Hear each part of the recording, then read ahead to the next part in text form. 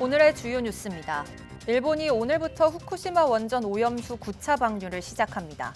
우리 정부는 철저하게 모니터링하고 있다며 일본산 수입 규제 완화는 여전히 검토하지 않는다고 밝혔습니다. 서울 강남 일대에서 국내 최초로 심야 자율주행 택시가 운행됩니다. 올해까지 무료로 운행되는데 일반 택시처럼 스마트폰 앱으로 호출하면 이용할 수 있습니다. 구글이 마이크로소프트가 반독점법을 위반했다며 유럽연합에 신고했습니다. 구글은 마이크로소프트가 자사 클라우드 플랫폼 애저에서 유럽 고객들이 경쟁사 플랫폼으로 이동하는 것을 제한해 클라우드 분야 경쟁을 억압한다고 주장했습니다. 미국 플로리다에 대형 허리케인 상륙이 예고돼 강제 대피령 등 비상사태가 선포됐습니다. 멕시코만 남동부에서 이동 중인 허리케인 헐리는 세력을 더 키울 것으로 보이는데 거의 1년 만에 미국에 가장 큰 피해를 내는 허리케인이 될 전망입니다.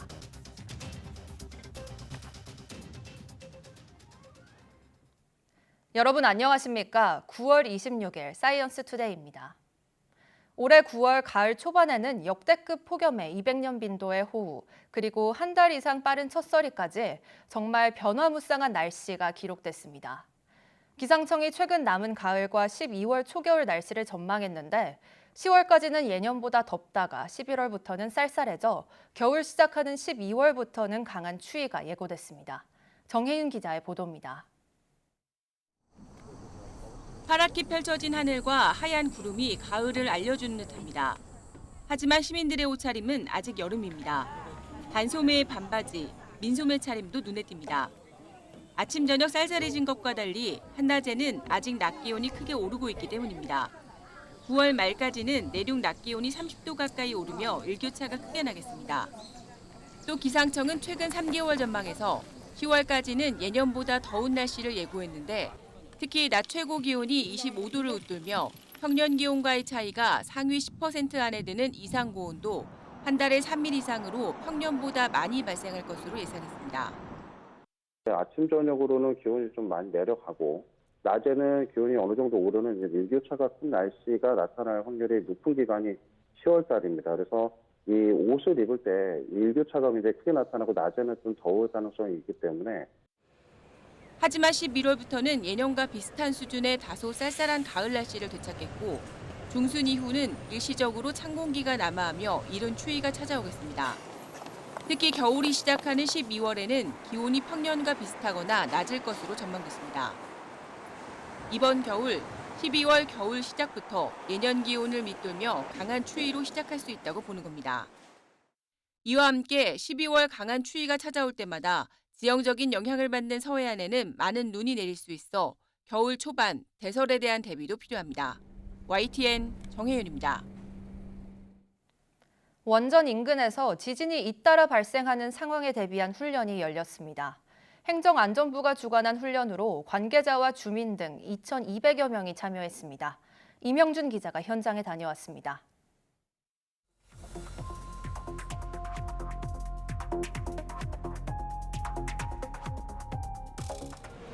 원자력 발전소 보조 보일러 건물에서 검은 연기가 피어오릅니다. 원전 자체 소방대가 초기 진압을 하고 있는 동안 출동한 119 소방대가 특수 차량으로 불길을 제압합니다. 구급대는 부상자를 신속하게 현장 응급 의료소로 옮기고 육군 화생방 대대원들은 제독차로 방사능 오염물을 제거합니다. 발전소 내 보조 보일러 건물 긴급 보수 작업 중 원인 미상인 화재가 발생하여 소방에서는 총력 대응을 위해 13시 10분 대응 3단계와 전국 소방동원연 1월 발령하였습니다. 실제 상황은 아니고 민간이 함께 재난 상황에 대비하는 레디코리아 훈련입니다. 이번 훈련은 원전에서 120km 떨어진 바다에서 각각 규모 5.0, 8.6 지진이 잇따라 발생한 상황을 가정했습니다. 그 여파로 원전에서 화재와 방사성 물질 누출 등 복합 재난 상황을 연출한 겁니다. 행정안전부 주관 훈련으로 원자력안전위원회 등 관계기관 48곳의 관계자와 주민 2,200여 명이 참여했습니다. 실제 같은 훈련을 통해 관계기관은 대응 체계를 점검했습니다. 원전 사고는 대규모 인명피해로 이어지는 만큼 신속하게 대응하는 훈련이 반드시 필요합니다. 어떤 상황이 발생됐을 때 이걸 지시하면 거기에 대한 대처하는 데 굉장히 큰 대가를 치러야 됩니다. 행정안전부는 오는 11월에도 전기차 화재 발생을 가정한 레디코리아 훈련을 이어갑니다. 원전 사고의 피해는 돌이킬 수 없는 만큼 다양한 상황에 대비한 대응 체계를 구축한다는 계획입니다. YTN 임영준입니다. 일본 도쿄전력이 오늘부터 후쿠시마 제1원자력 발전소 오염수에 대한 9차 방류를 시작합니다. 국무조정실 김종무 국무 1차장은 어제 브리핑을 통해 이같이 밝히고 그간의 대응과 마찬가지로 방류 상황을 꼼꼼히 확인하고 점검하는 등 국민 건강과 안전을 위해 최선을 다하겠다고 강조했습니다. 이어 정부는 지난주 한국원자력안전기술원 소속 전문가를 후쿠시마 현지로 파견해 국제원자력기구로부터 방류 준비 현황에 대한 정보를 공유받았고 특이사항은 없었다고 덧붙였습니다. 또 일부 국가에서 일본산 해산물 수입 규제 완화 조치를 검토하더라도 우리 정부는 다르다며 국민 건강과 안전에는 어떠한 타협도 불가하다는 입장을 유지할 거라고 강조했습니다. 미국 플로리다에 1년여 만에 가장 강력한 허리케인이 상륙할 것으로 예고돼 비상사태가 선포됐습니다. 미국 국립 허리케인 센터는 멕시코만 남동부에서 이동 중인 허리케인 헐린이 현지 시간 26일 늦은 오후 플로리다주 빅밴드 해안 지역을 강타할 것으로 관측하며 허리케인 경보를 발령했습니다. 허리케인 센터는 헐린이 멕시코만의 따뜻한 수온의 영향으로 세력이 더 강해져 대형 허리케인으로 분류되는 3등급으로 발전할 것으로 예상했습니다.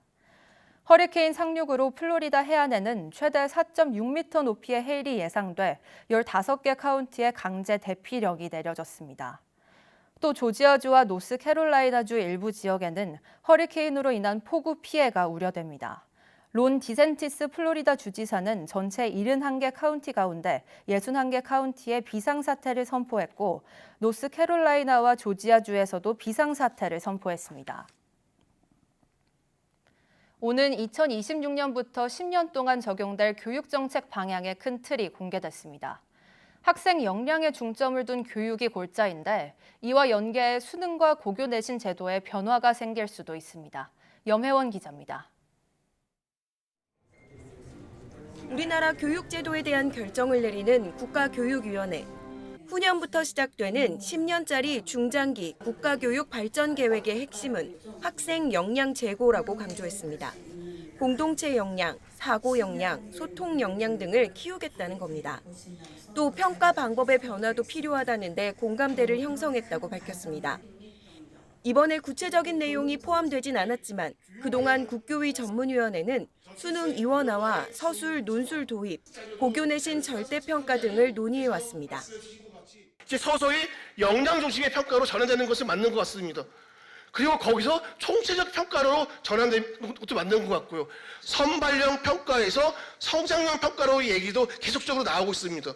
이런 것들을 어떻게 묶어서 10년 동안에 제도화해 나갈 것이냐.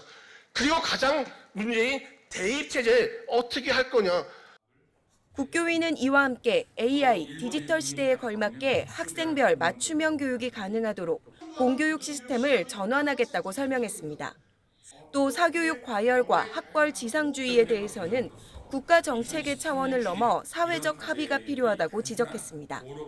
국교위가 밝힌 13가지 정책 과제는 세부적인 논의를 거쳐 내년 3월 확정됩니다. 이배용 위원장을 비롯한 상임위원 3명과 비상임위원 16명으로 구성된 전체 회의에서 과반 찬성으로 의결됩니다. 다만 사회 전체에 큰 영향을 미칠 수밖에 없는 굵직한 교육 정책을 결정하면서 국교위가 논의 과정과 회의록을 공개하지 않는 것을 두고 우려와 비판도 나오고 있습니다. YTN 염혜원입니다. 충북대병원이 다음 달 2일부터 매주 수요일 성인 응급실 야간 진료를 제한합니다. 이번 조치는 의료진의 피로 누적 때문으로 알려졌는데 현재 이 병원 응급실은 응급의학과 전문의 5명으로 운영하고 있습니다. 권역외상센터나 소아청소년과는 기존대로 24시간 정상 진료합니다. 전국 산후조리원의 61%가 수도권에 몰려 있어서 수도권 편중이 심한 것으로 나타났습니다. 박희승 더불어민주당 의원이 보건복지부에서 받은 자료를 보면 지난해 12월 기준 전국 산후조리원은 모두 456개소로 이 가운데 279개는 서울과 경기, 인천에서 운영 중입니다. 공공 산후조리원은 전국에 20개소가 설치돼 전체의 4%에 머물렀으며 전국 기초자치단체 가운데 99곳은 아예 산후조리원이 한 곳도 없는 것으로 조사됐습니다. 산후조리원 이용 가격도 지역별 편차가 커서 서울의 경우 2주 이용 가격 평균이 433만 원, 가장 비싼 곳은 1,700만 원에 달했고 전북 지역은 평균 201만 원으로 서울의 절반 수준이었습니다. 박 의원은 민간 산후조리원조차 없는 지역이 속출하지만 공공 산후조리원 설치는 지자체 사업이어서 확대에 어려움이 큰 만큼 인구 감소 지역 등 취약 지역에 대한 정부 차원의 지원 강화가 필요하다고 지적했습니다. 중국 온라인 쇼핑 플랫폼에서 판매하는 어린이용 스마트워치 줄에서 국내 기준치의 121배나 되는 납이 검출됐습니다.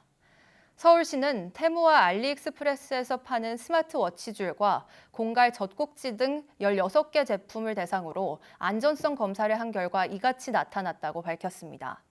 스마트워치 줄 2종에서는 본체와 줄을 이어주는 금속 스프링 부분에서 국내 기준을 각각 121배, 74배 초과하는 납이 검출됐습니다. 또 영유아용 공갈 젖꼭지 1개는 유리 소재의 장식이 있어 질식 등 사고 우려가 있었고 내열성 시험에서도 부적합 판정을 받았습니다. 다른 공갈 젖꼭지 거리 3종은 줄 길이가 국내 기준보다 최대 2배 길어 부적합 판정을 받았습니다. 안전성 검사 결과는 서울시 홈페이지 또는 서울시 전자상거래센터 홈페이지에서 확인할 수 있고 해외 온라인 플랫폼 소비자 피해나 불만은 전자상거래센터 핫라인이나 120 다산콜로 전화하면 됩니다.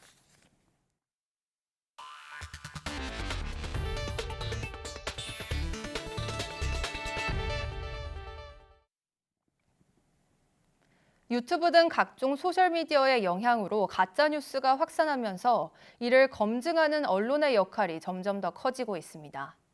이런 흐름 속에서 정부의 사실 여부를 확인하는 팩트체크의 발전 방향을 모색하는 국제포럼이 열렸습니다. 박나영 기자입니다.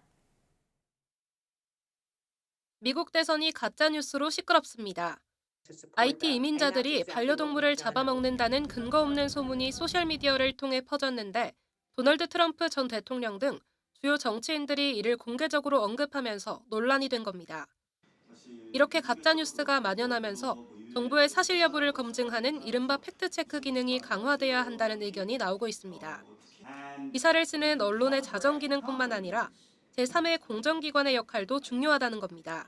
서울대 팩트체크 연구소처럼 제3의 연구기관이 보다 객관적인 시각을 가지고 팩트체크를 해주는 부분이 굉장히 중요하다고 생각합니다. 미국과 유럽 등 해외 선진국에서는 이미 팩트체크 기능을 강화하기 위해 언론과 학계 등이 서로 협력하는 네트워크가 형성됐습니다. 이런 국제적인 흐름에 발맞춰 우리나라에서도 팩트체크의 발전 방향 등을 모색하는 국제포럼이 열렸습니다. 오늘 열리는 서울 팩트체크 포럼은 향후 한국 사회에서 가짜뉴스가 발붙이지 못하게 만드는 중요한 첫걸음이 될 것이라고 생각합니다. 팩트체크 활동이 이뤄지고 있는 주요 국가들의 사례를 중심으로 지원 체계를 공유하고 대안 방안을 찾아본다는 취지입니다. 인공지능이 사회 각 분야에 적용되는 가운데 이를 팩트체크에 어떻게 응용할지에 대한 논의도 이어졌습니다. 아직까지 기술적으로는 팩트체크를 AI를 통해서 한다는 것이 완벽하진 않습니다. 거짓말을 오히려 AI가 만들어내는 경우들이 있기 때문에 그런 것들을 보완하기 위한 그 대책 마련들이 굉장히 필요합니다. 이제 막 발을 디딘 팩트체크 국제포럼. 한국 사회의 보도 객관성을 높이고 가짜뉴스 문제를 심도 있게 다루는 논의의 장으로 자리매김하길 기대해봅니다. YTN 사이언스 박나연입니다. 오늘부터 서울 강남 일대에서 국내 최초 심야 자율주행 택시가 운행합니다. 일반 택시처럼 편리하게 스마트폰 앱으로 부를 수 있어 택시 잡기 어려운 심야 시간 시민들의 귀갓길을 도울 것으로 기대됩니다. 차정윤 기자입니다. 한밤중 강남대로를 달리는 택시 안. 운전석 핸들이 저절로 움직입니다. 국내 최초로 선보이는 심야 자율주행 택시입니다. 옆 차선에서 차가 끼어들자 저절로 속도를 줄이고 공사 구간이 나타나면 수동으로 운전하라는 음성 안내가 나옵니다. 전방에 공사 구간입니다. 수동주행으로 전환해 주세요. 자율주행 택시는 대중교통 취약 시간대인 평일 밤 11시부터 새벽 5시까지 강남 일대를 돌며 승객들을 태우게 됩니다. 우선 석 대만 운영하는데 4차선 이상 도로는 자율주행으로 움직이고 골목길이나 어린이 보호구역에서는 운전석의 안전요원이 직접 운전합니다. 차체에는 기본적으로 나이다이 8개 하고 카메라가 10개가 부착이 되어 있습니다. 그리고 기존에 달려있던 레이더 시스템도 같이 퓨전을 해서 사용하기 때문에 센서에 대한 인지 성능은 충분히 확보가 됐다고 할 수 있을 것 같습니다. 호출은 일반 택시처럼 스마트폰 앱, 카카오티를 통해 간편하게 부를 수 있습니다. 출발지와 목적지 모두 자율주행 택시 운행구역 안에 있고 현재 빈 차인 택시가 있으면 서울 자율차라는 아이콘이 활성화됩니다. 현재 서비스 구역은 봉은사로부터 개포로까지 강남과 서초구 일부 구역에 한정돼 있지만 내년에는 영역을 넓히고 운행 시간도 낮 시간대까지 확대한다는 계획입니다. 내년 상반기 중으로 논현동, 신사, 압구정동 등 이렇게 이제 전역으로 좀 확대를 할 거고요. 서비스가 잘 이루어진다 그러면 향후에는 좀 더 확대할 수 있지 않을까 이렇게 기대하고 있습니다. 시는 연말까지 자율주행 택시를 무료로 운영하고 내년 상반기엔 운행 대수를 늘려 유료로 전환할 예정입니다. YTN 차정은입니다. 구글이 마이크로소프트, MS의 클라우드 컴퓨팅 사업 관행이 공정한 경쟁을 제한하고 있다며 유럽연합 EU의 개입을 요청했습니다.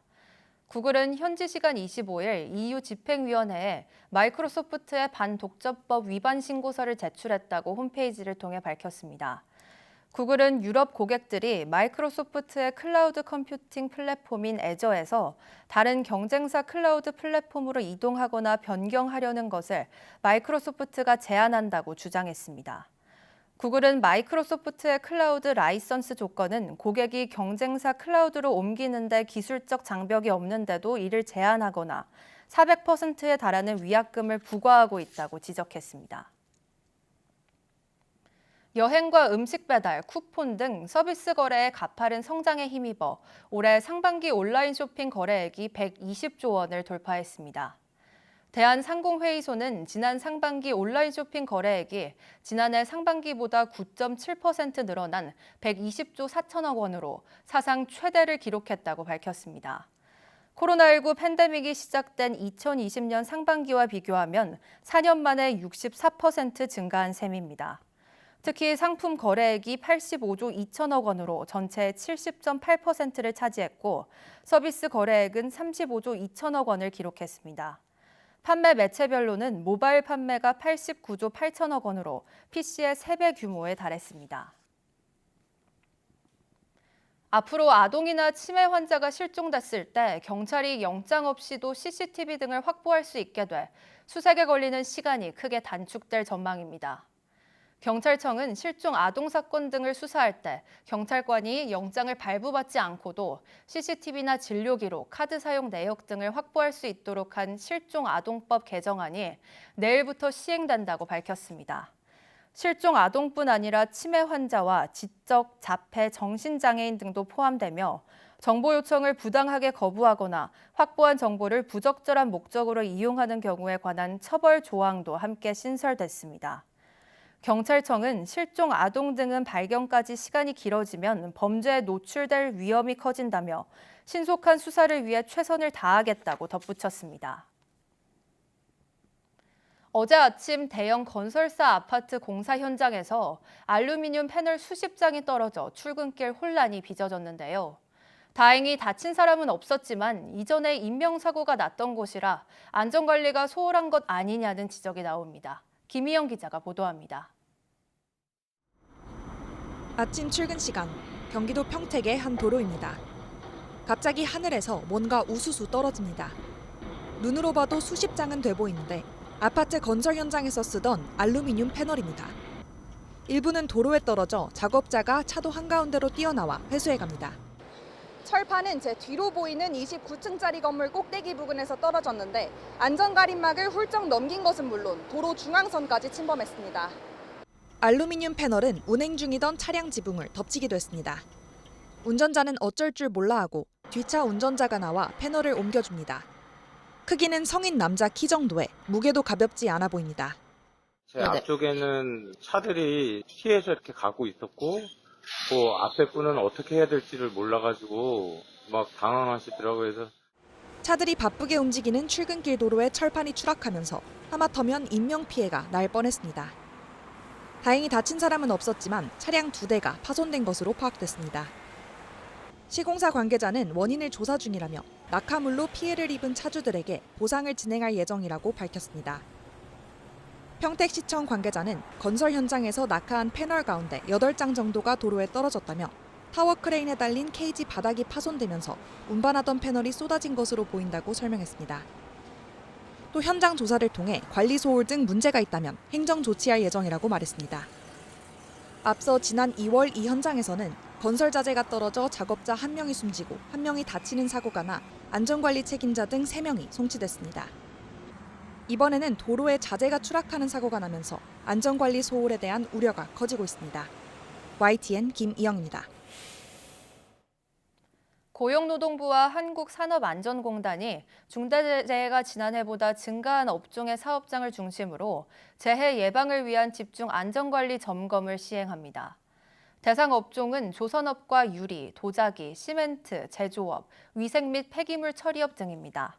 올해 17명의 사망자가 나온 조선업의 경우 선박에서의 추락이나 배관 용접 작업을 하다가 발생하는 화재, 블록 운반 작업 중 블록에 깔리는 사고가 주로 발생하고 있습니다. 시멘트업에서는 콘크리트 벽돌 기계에 끼이는 사고가, 폐기물 처리업에서는 탱크 세척 작업을 하다가 폭발이나 파쇄기 내부 끼임, 집게차에서의 떨어짐 등이 주요 사고 유형입니다. 노동부는 기본 안전수칙을 지켰다면 막을 수 있던 사고들로 보고 감독관 등이 사업장의 유해, 위험 요인을 찾아 개선하도록 하고 업종별 주요 사고 사례와 핵심 안전수칙을 배포했습니다. 안전수칙은 외국인 근로자 등을 위해 16개 언어로도 제공됩니다. 과거 수학여행하면 생각나는 곳이 바로 경주 보문관광단지였죠. 화려했던 시기를 지나 시설 노후 등으로 관광객에게 외면받으며 쇠퇴하고 있는데요. 경상북도가 관광단지 지정 50주년과 에이펙 정상회의 개최를 맞아 대대적인 개선에 나섭니다. 김근우 기자가 보도합니다. 우리나라 1호 관광단지 경주 보문단지입니다. 중심가에 폐업한 호텔이 방치돼 있습니다. 근처 신라 밀레니엄 파크 사정도 마찬가지입니다. 한때 경주를 대표하는 역사문화 테마파크였지만 지금은 이렇게 오가는 사람 없이 출입이 통제돼 있습니다. 보문단지 곳곳에는 이런 낡은 시설이 자리 잡고 있습니다. 이 때문에 경주 안에서도 황리단길 등 새로 떠오른 관광지에 밀려 고전하고 있습니다. 경상북도는 보문단지를 대대적으로 개선할 계획입니다. 우선 도민과 해외 출향인들의 기부를 받아 보문단지의 역사적 가치를 기념하는 공원을 조성했습니다. 보문단지의 지난 50년을 되돌아보는 동시에 앞으로 반세기 새로운 비전을 제시하는 공간입니다. 미래 세대들에게 우리의 어떤 문화적인 가치를 우리가 전달할 수 있는 그런 데서 큰 의미가 있다고 생각하고 우리 해외에 이래 전부 다 거주하지만 이렇게 참여하게 됐습니다. 숙박시설 개선은 물론 산책로와 휴게시설 등 단지 전반을 재단장합니다. 내년 에이펙 정상회의를 기점으로 한국관광 1번지에 걸맞은 새로운 보문단지를 선보이겠다는 계획입니다. 현재 보문단지에서는 그 숙박시설이나 이런 거는 비교적 잘 되어 있는데 볼거리라든지 즐길 거리가 좀 부족하다 이렇게 되어 있습니다. 그런 것들을 확충하는 데 중심적으로 노력을 하도록 하겠습니다. 우리나라 1호 관광단지에 빛나는 경주 보문단지가 50주년과 에이펙 개최를 계기로 다시 대표 관광지로 도약할 수 있을지 주목됩니다. YTN 김근우입니다.